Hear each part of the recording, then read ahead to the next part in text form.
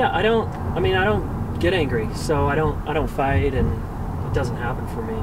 It's just not, fighting's not something I really believe in. Anger, people that are angry, I don't get it. They freak out and they like have a spasm. I don't understand what the deal is. Hey, what the f is that? Hey!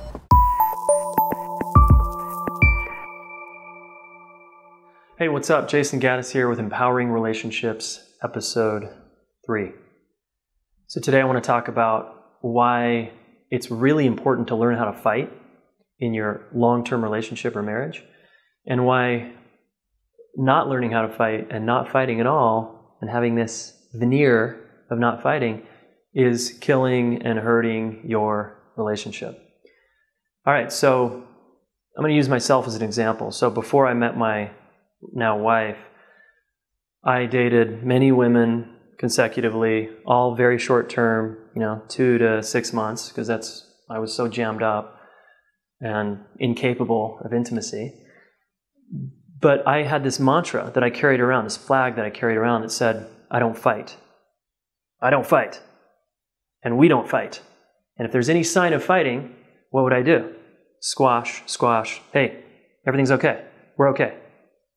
And I did my best to manage any conflict and suppress it, because I was more interested and invested in my image and how they saw me, and also how other people saw me.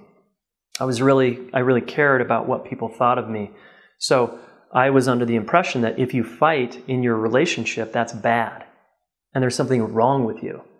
I really thought that. So I did my best to not fight, and I was good at that. So what happened when conflict emerged? Because it's impossible, right, to avoid conflict. Because it's impossible to avoid conflict, what would I do? Fire them. I'd break up. Sweet. I don't have to deal. I don't have to deal with this relationship. I don't have to deal with anything uncomfortable. And by God, I am not going to fight. So that's what I did. And a lot of people, including you possibly, are doing this. Especially in long-term relationships and marriages. This goes on for years. People like, we're okay, right? We're okay, right? I have all this uncomfortable truth and all this baggage and all these emotions, but I'm not going to say anything. Why do we do that? Why do human beings do this? Fear. One reason. Fear. Afraid of what?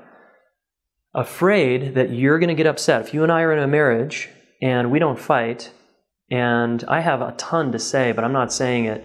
The reason I'm afraid to not say it is because you're going to get pissed or upset, scared, sad, feel rejected. It's going to trigger all your baggage, right? And I don't want to deal with that, because then I get uncomfortable. So that's the codependent, enmeshed stance, right? That we agree unconsciously to stay in. But really, you need my truth, and I need yours in order for us to grow and go to the next level of our marriage. So you've got to learn how to fight, and if you don't, you will hurt your relationship, or you'll leave, or they'll leave you, right? So it's a valuable skill to learn how to do conflict, how to fight well, and you must do this.